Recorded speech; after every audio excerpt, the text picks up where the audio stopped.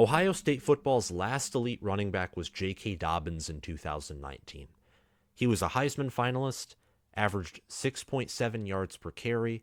He had 23 total touchdowns, 21 on the ground, 2 through the air. He had 301 carries for 2,003 rushing yards, and he had nearly 250 receiving yards as well. He was picked in the second round by the Baltimore Ravens, and sadly, his career has been hampered by injuries, and his NFL career has not panned out yet. But because it's been hampered by injuries and not poor quality of play, he's had amazing play when healthy with the Ravens, we don't know what his NFL career will be or how he will be known when his career ends. And most running backs have a very short shelf life, but we'll see if he's the exception to what has become that standard rule in the NFL and in football, period. You even see this in college. There's no more Derrick Henrys, or rarely do you even find a J.K. Dobbins anymore. You normally have running back rotations, like what Ohio State has, or Michigan, Georgia, or even Alabama. Even when Texas had Bijan Robinson, they still had a running back behind him in Roschon Johnson.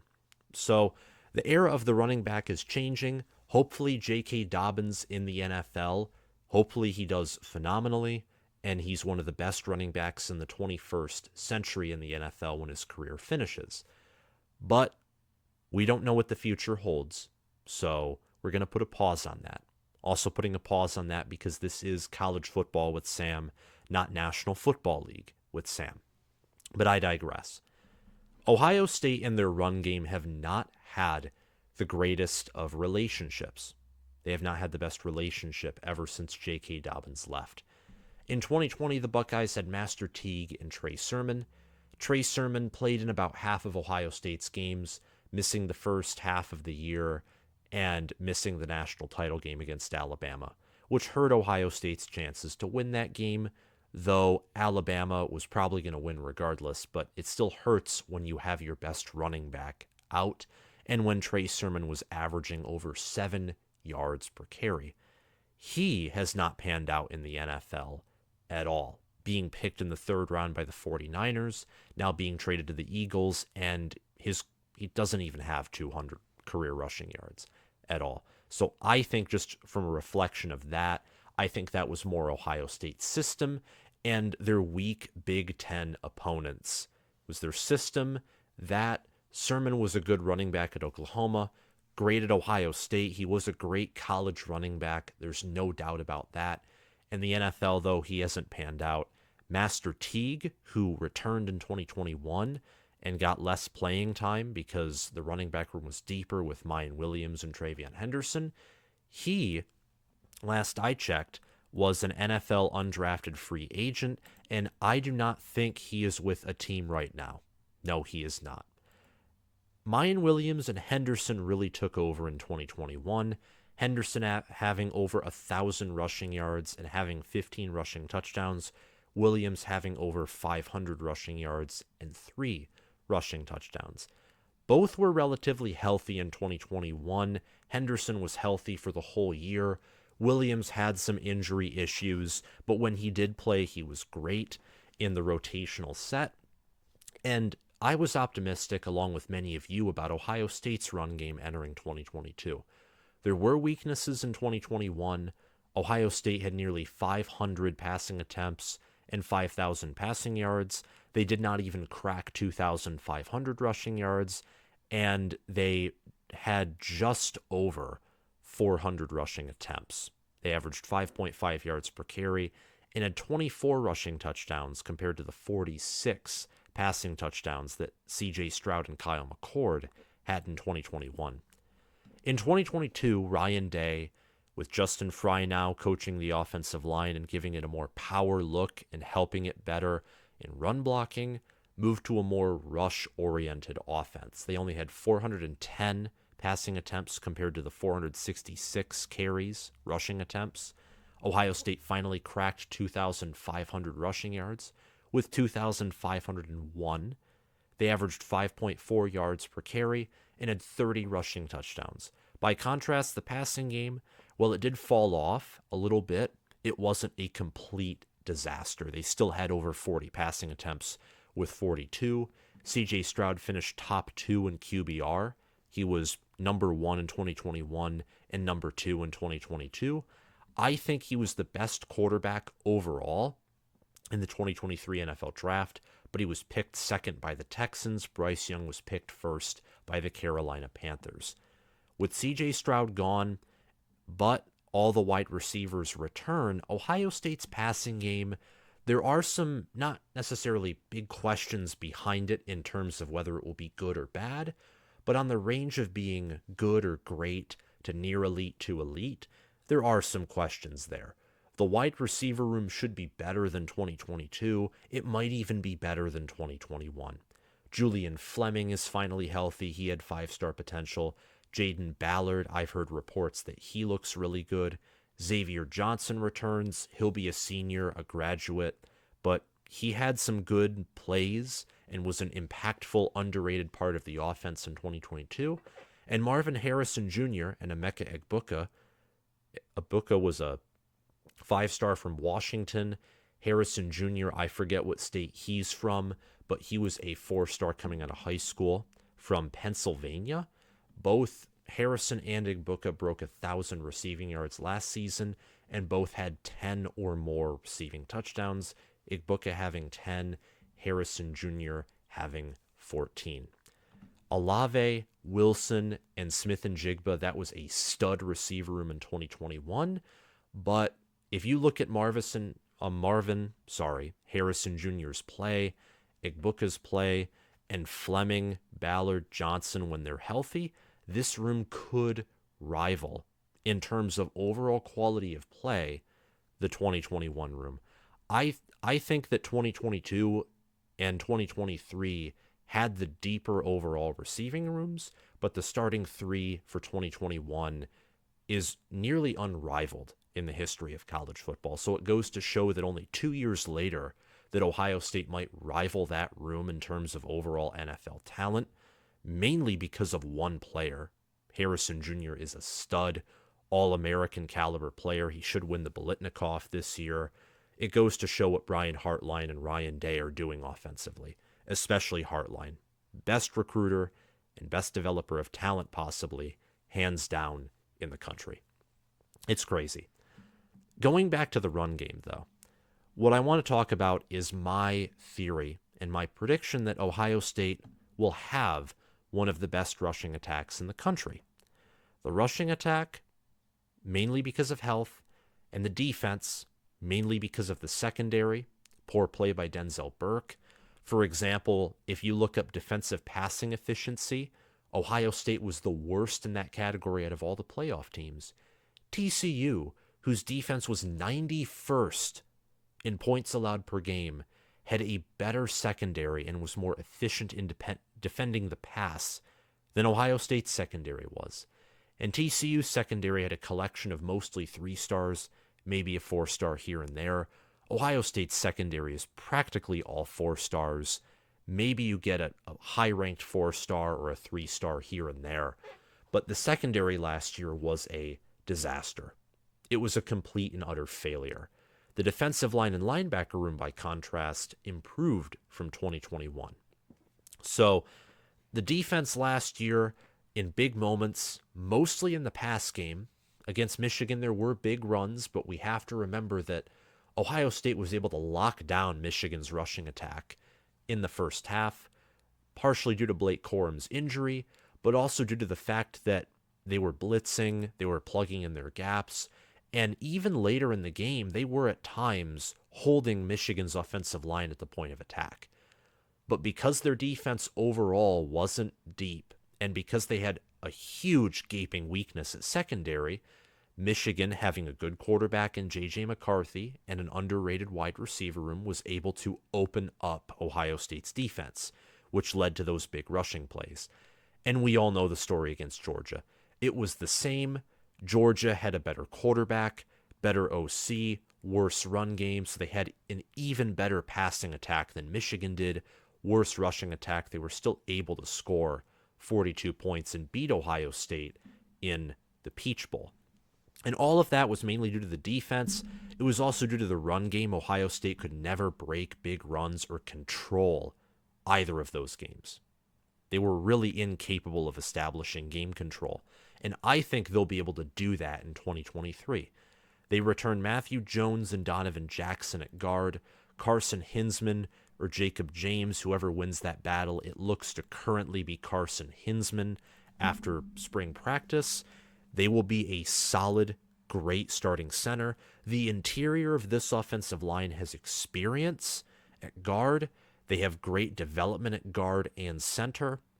Bringing in Josh Simmons also shores up depth at tackle and overall play at tackle, which was a concern.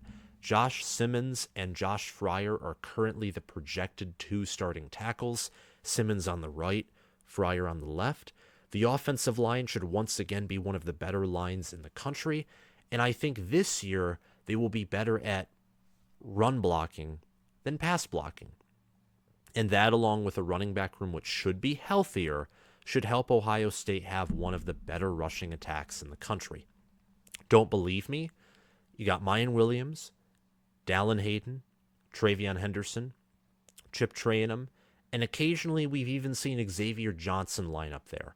And don't forget Evan Pryor, T.C. Caffey. This running back room is loaded. And Williams, and Henderson especially, and Hayden too, despite his youth, we've seen when they're healthy and when they're in-game action, they're great. They all have NFL potential, NFL frames. They're great. They're absolutely great running backs.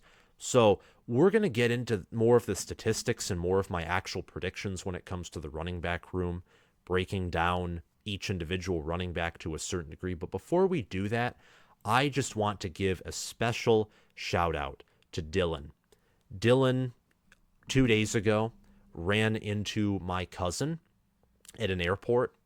Me and my cousin both returned from Florida, where we were returning from a family wedding celebration in Florida. I flew earlier in Sunday back to Michigan. My cousin flew in later in the day, and he was wearing my merchandise at the airport, my college football with Sam merchandise. And a fan, a Spartan fan, Michigan State Spartan, Dallan, came up and he said he watches nearly every episode and he really enjoys the show. So I just wanted to give a special thanks and special shout out to Dallan. Really appreciate the recognition and support. And I also want to use this time to say that whether you're from Buckeye Nation, whether you're a Wolverine, whether you're a Nittany Lion, a Georgia Bulldog, a Washington Husky, a USC Trojan, a Texas Longhorn, no matter what fan base you are from, if you're a part of this community, I very much appreciate your support. I appreciate that you're watching this video. And I just want to say thanks. And I want to say thank you for passing 9,000, which we did a few weeks, maybe a month ago. And I anticipate that we'll reach 10,000 subscribers soon, where we will be doing a giveaway. So subscribe if you want to be a part of that giveaway opportunity.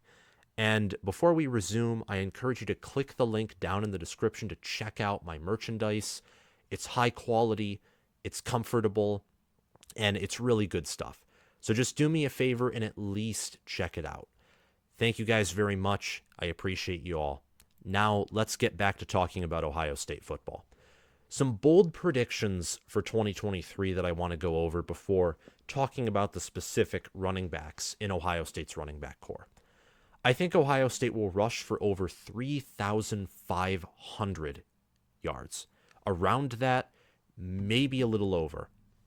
And I think that this offense will be better overall than the 2021 and 2022 offenses. Now you may say better, and with the high points per game and being top 2 in points per game and number 1 in efficiency 2 years in a row, that's bold. And how can that be? Well, I'll tell you why that can be. Because in 2021 and 2022, even though the run game was more of a priority, Ohio State's offense was built mostly off of the pass. And I think that this year, they will still be built largely off of the pass. But if the running back room is healthy, if the interior of the O-line is what I think it is going to be, and if Ryan Day is able to collaborate with play calling rather than being the sole play caller, do what he said he was going to do, which is give up some responsibility there, I think that this offense will improve and it will adapt to the current situation at hand, which is Ohio State. It's great to have an elite passing game. They have elite wide receivers. They're proven at quarterback. And they thankfully have a good tight end in Cade Stover returning, which is going to help your blocking and also add to your receiving threat. But in order to win the Big Ten, even more so than winning the national title, as we saw that last year Ohio State nearly won it all, they were a missed field goal or a dropped interception away from winning it all. In order to win the Big Ten and beat Michigan, which for some Ohio State fans is more important than winning the national championship, even if Ohio State went 13-1 last year, there would still be Buckeyes, and rightfully so, who would be mad about that home loss to Michigan. You got to run the football.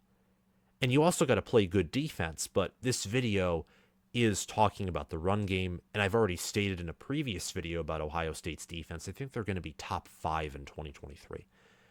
I specifically think that Miyan Williams will have the best season out of all of these running backs. I think he'll have 1,200 yards or more, and he will have around 15 touchdowns, maybe slightly more, in the run department. Henderson will be healthy again. I don't expect him to be running back number 1. Part of that's due to the fact that, yes, there's some, he's recovering from injuries, let's be safe, but you could make the same argument for Blake Corum at Michigan. The difference, in my opinion, is the fact that Blake Corum and Michigan's offensive line are a match made in heaven. They're practically married to each other. That's not the case with Henderson and Ohio State's current O-line setup. Blake Corum and Miyan Williams both have power capability. Williams, I'd say, probably has higher or the same top-end speed. Maybe the reason Williams at times has looked like he's had higher top-end speed is just Ohio State's style of running the football. Ohio State likes to get big plays running the football. Michigan, who cares about big plays as long as they're getting first downs, and at least they're getting in the red zone to kick either a field goal, which my Wolverines do far too often, or get a touchdown. But all in all, Williams and Corum, they're both shorter running backs who have a lot of muscle. They have underrated top-end speed, and more importantly, they have that power bowling ball capability that works perfectly with power-based offensive lines, which Ohio State now has. They didn't have that in 2021, and in 2022, they had more of a power O-line, but they still had NFL tackles who could provide that speed and space when needed. We don't know if Ohio State has that anymore. And the chances are they most likely don't, because they've had concerns at tackle. But on the interior of their offensive line, they're returning both their guards, and their center play looks good. So I anticipate that Ohio State and their run game, it's going to be more power, it's going to be more up the middle, and that totally fits Miyan Williams' profile better than it fits Henderson's. But I expect Henderson to be healthier than he was last season. He'll still be an explosive running back. He'll probably have more receiving yards out of the backfield than Williams will have, and I expect him to have 1,000 or more rushing yards. And Trayanum and Hayden each, I think, will have around 500. Trayanum will get a lot more carries and a lot more opportunities because he's been training at running back for the entire of the 2023 preseason. He looked good in the spring game, and he's even bigger than Williams is. Like, he is truly a power back, and you saw that in the Ohio State game versus Michigan. He can find holes, but he's big, physical, underrated speed. I expect them to use him especially in short run situations. Hayden is a young guy. He has an NFL frame, very good potential. He'll be used again like he was in 2022, except this time I think he'll be a part of the rotation, and they will use him for special things, whereas last year the main reason he saw the field was due to the lack of running back health. So yeah, I think Ohio State, their running back room is deep enough to where it won't just be a two-man rotation. It'll remind us a lot of Georgia's running back rotation, except I think that there will be even more players involved, and there will be more success all around. Now, that is nearly 1,000 more rushing yards, if not more, than last season. So what about the passing game? Well, if you look at the 2019 Ohio State team, the passing game, when it came to yardage, was relatively the same as the 2022 team. So I'd expect about the same. The offense overall, you're going to have a lot more yards per game, in my opinion. And part of that isn't just due to the fact that the offense is better, and I think that's the case. You also got to remember that the defense, and I think it's going to be top 5. So by my own logic, if I'm predicting the defense to be top 5, they're going to force more punts, they're going to get more turnovers, they're going to force more turnover on downs, and that will allow Ohio State's offense to have more snaps, more opportunities at big plays. And if Ohio State's defense is locking down offenses, that's going to affect opposing teams' defenses, as Ohio State's offense is going to be on the field more, the opposing defense is going to be on the field more, and that means Ohio State is going to be more easily able to break opposing defenses, especially with their run game. They will have their best rushing attack since 2019, and with an elite interior O-line, the Buckeyes will now be able to control football games and break down opposing defenses. Their run game, in my opinion, will remind me a lot of either 2021 or 2022 Michigan. Now, I don't know exactly which. Both run games were more similar than they were different, but there were some differences. Michigan's run game in 2022 was definitely better. Now, they had about the same amount of carries, but the running back room was more skilled. It was, I would say, I don't know if it was more consistent, but it certainly had the higher upside in 2022. The O-line was better in 2022.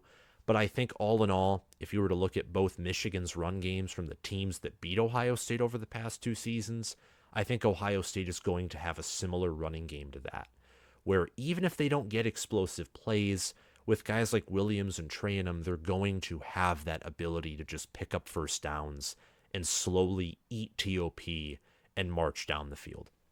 Williams in his career, well, not career, in 2022, in his career, both him and Henderson have had over 1,000 rushing yards, and I think around 20 rushing touchdowns each in their career.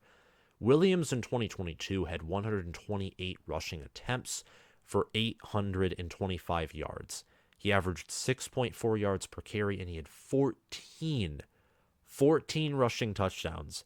A lot of running backs who've had that amount of rushing touchdowns broke 1,000 rushing yards, which just goes to show how much the staff and the team trust him in the red zone, especially, and also goes to show that at times, if you've watched his film, you know that they trust him in the red zone, but also that he can break big plays and break long runs. And you see that in the high yards per carry as well. Unfortunately, against Penn State, Michigan, and Georgia, in Ohio State's biggest 3 games, he was essentially a non-factor. A lot of that was due to his health and just unfortunate timing of when he had health issues. TreVeyon Henderson did not play in the Michigan game, did not play in the Georgia game. He had a great game against Penn State while he was dealing with a foot injury, mind you. So his stats here, 571 rushing yards, 107 rushing attempts, 5.3 yards per carry, and 6 rushing touchdowns. All of that for most of the year was on, I think, a fractured foot. So good on him for trying to play through and help his team, but all in all, he's resting right now. He rested at the end of the season last year, and I think, and hopefully, he will have a better season in 2023 than he did in 2022. Great running back, great player, great adult. I think that he'll function well this year, even with the changes in the O-line and even being running back number 2, or at least 1B to Williams 1A. He'll be a great running back, if healthy. Trayanum is currently projected 3rd on the depth chart, Hayden 4th, and then TC Caffey, Evan Pryor. Those are really depth players who you won't see unless multiple injuries occur, or in games where, for example, like the Arkansas State and Toledo games last year, games against opponents who are not beating Ohio State, even on Ohio State's worst day. Trayanum barely had 100 rushing yards last season. he appeared mostly in the Michigan game. He averaged 6.1 yards per carry on 15 attempts. He also appeared in a minor amount of other games too. But all in all, he was more of a linebacker last year than he was a running back. At Arizona State, he had multiple seasons where he had over 200 rushing yards. But with Ohio State, he transferred in. He only played 2 games, actually. So scrap what I said about him playing against Georgia. I remember him against Michigan especially, 14 carries, 83 yards rushing. He had 1 reception for 14 yards as well. He averaged 5.9 against Michigan, and he had 1 carry for 9 yards against Iowa. So I think he'll be a much bigger factor this season than he was last year. Dallan Hayden, in 2022, he had 111 attempts for 553 yards. He had 5 yards per carry and 5 rushing touchdowns. He'll have about the same production, I think. It won't be due, however, to the lack of health at running back, but because he's proven himself. And I don't think Ryan Day is going to allow Dallan Hayden to just stay on the sidelines after what was honestly an unexpected breakout season for the young man in 2022 against Maryland. And I know that he played some, not really against Michigan, but he also played a lot against Georgia. He had good games for the defenses that he was facing, and for the opportunity that he had in 2022, he made the most of that. And I think this running back room is one of the deepest in the country overall. I think that they have the potential to have the best running back duo in the nation. And that's in a conference where you have Blake Corum and Donovan Edwards and Nicholas Singleton and Kaytron Allen. If everything goes right, though, that is a possibility. And don't be surprised if Tony Alford and his development and his recruiting and all those things put together makes that happen. This team will be lethal on the ground. They will be lethal. And this offense, in thanks to a much improved defense, will be able to control games, especially at the line of scrimmage and at the point of attack.